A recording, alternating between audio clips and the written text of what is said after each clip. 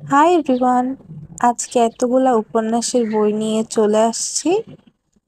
আসলে মেইন ব্যাপারটা হচ্ছে আমি দেখিয়ে দিচ্ছি এই বইটায় যেমন অ্যাজ এ বুকমার্ক একটা ফিতা দেওয়া আছে, যে কিছু পাতা পড়ার পর একটা চিহ্ন দিয়ে রাখার জন্য, যাতে পরবর্তীতে আমি খুব তাড়াতাড়ি খুঁজে পাই। কিন্তু আমার কালেকশনে থাকা বেশিরভাগ বইয়ে এই ধরনের বেশ কয়েকটা বই এই ধরনের কোনো চিহ্ন দেওয়ার অপশন নাই, মানে কোনো বুকমার্ক হিসেবে কোনো ফিতা দেওয়া নাই।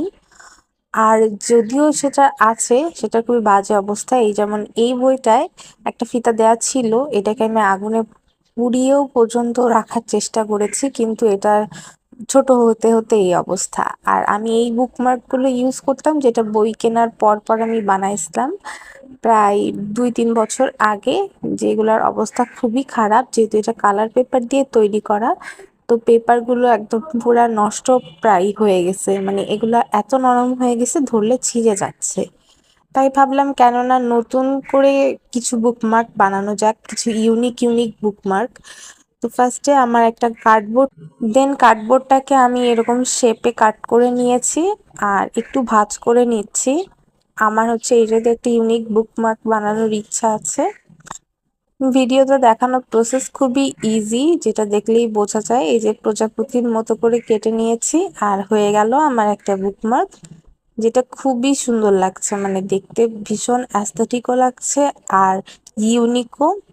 আর বইটা যেহেতু অনেক মোটা, সেহেতু এই বুকমার্কটা একদম পারফেক্ট হয়ে গেছে, সুন্দর লাগছে।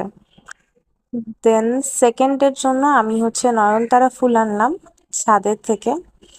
তো এই নয়নতারা ফুলগুলো আমি জানি না যে এগুলো ড্রাই হয়ে যাবে কিনা রাখার পর।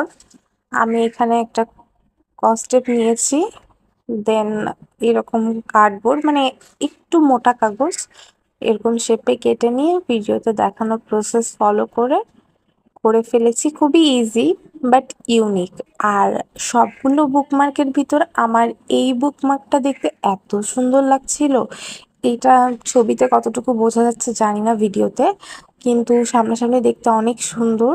আমার সবগুলো বুকমার্কের ভিতরে এটা সবচেয়ে বেশি পছন্দ হয়েছে। আর এটা আমি এই বইটার জন্য বানিয়েছি। এই যে কত সুন্দরভাবে বোঝা যাচ্ছে। দেন আমার সেকেন্ড বুকমার্ক বানানো শেষ। থার্ডের জন্য আমি একটা আইসক্রিম স্টিক কালার করে নিয়েছি, দেন ওটাকে পেন্সিলের শেপে কাট করে নিয়ে একদম পুরো পেন্সিলের মতো করে মার্কার দিয়ে চিহ্ন দিয়ে ফেলে